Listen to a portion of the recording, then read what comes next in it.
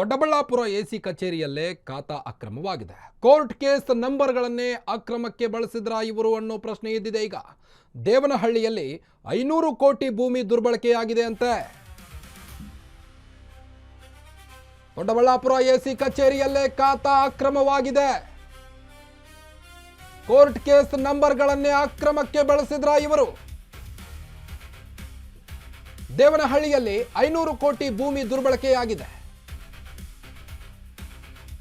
ಜಮೀನು ದಾಖಲೆಗಳ ಆಟಕ್ಕೆ ಲೋಕಾಯುಕ್ತ ಎಂಟ್ರಿ ಕೊಟ್ಟಿದೆ. ಈಗ 500 ಕೋಟಿ ಜಮೀನು ಖಾತಾ ಬದಲಾವಣೆಯ ಆರೋಪ ಕೇಳಿ ಬರ್ತಾ ಇದೆ. ದೊಡ್ಡಬಳ್ಳಾಪುರದ ಮಾಜಿ ಎಸಿ ವಿರುದ್ಧ ಗಂಭೀರ ಆರೋಪ ಕೇಳಿ ಬರ್ತಾ ಇದೆ. ಹೀಗೊಂದು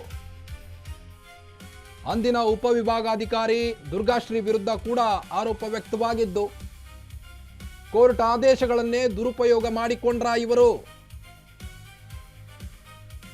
ನಕಲಿ ಆದೇಶವನ್ನ ಬಳಸಿ ಖಾತಾ ಮ್ಯೂಟೇಷನ್ ಮಾಡಿದ್ರ ಅನ್ನೋದು ಈಗ ಸದ್ಯದ ಪ್ರಶ್ನೆ. ದುರ್ಗಾಶ್ರೀ ವಿರುದ್ಧ ಸ್ವಯಂ ಪ್ರೇರಿತ ಪ್ರಕರಣ ಕೂಡ ದಾಖಲಾಗಿದೆ. ಲೋಕಾಯುಕ್ತ ಅಧಿಕಾರಿಗಳು ಸ್ವಯಂ ಪ್ರೇರಿತ ದೂರನ್ನ ಕೂಡ ದಾಖಲಿಸಿಕೊಂಡಿದ್ದಾರೆ. ಸಂಬಂಧವೇ ಇಲ್ಲದ ಜಮೀನುಗಳಿಗೆ ನಕಲಿ ಆದೇಶವನ್ನ ಸೃಷ್ಟಿ ಮಾಡಿರುವಂತಹ ಆರೋಪ ವ್ಯಕ್ತವಾಗ್ತಾ ಇದೆ ಈಗ ದುರ್ಗಾಶ್ರೀ ಮೇಲೆ.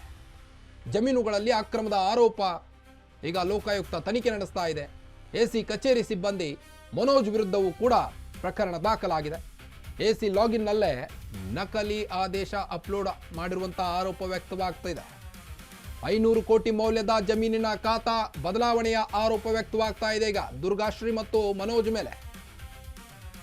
ದೊಡ್ಡಬಳ್ಳಾಪುರ ಎಸಿ ಕಚೇರಿಯಲ್ಲಿ ನಡೆದಂತಹ ಅಕ್ರಮ ಇದು. ಕೋರ್ಟ್ ಕೇಸ್ ನಂಬರ್ಗಳನ್ನೇ ಅಕ್ರಮಕ್ಕೆ ಬಳಸಿದ್ರ ಇವರು. ದೇವನಹಳ್ಳಿಯಲ್ಲಿ 500 ಕೋಟಿ ಭೂಮಿ ದುರ್ಬಳಕೆಯಾಗಿದೆ.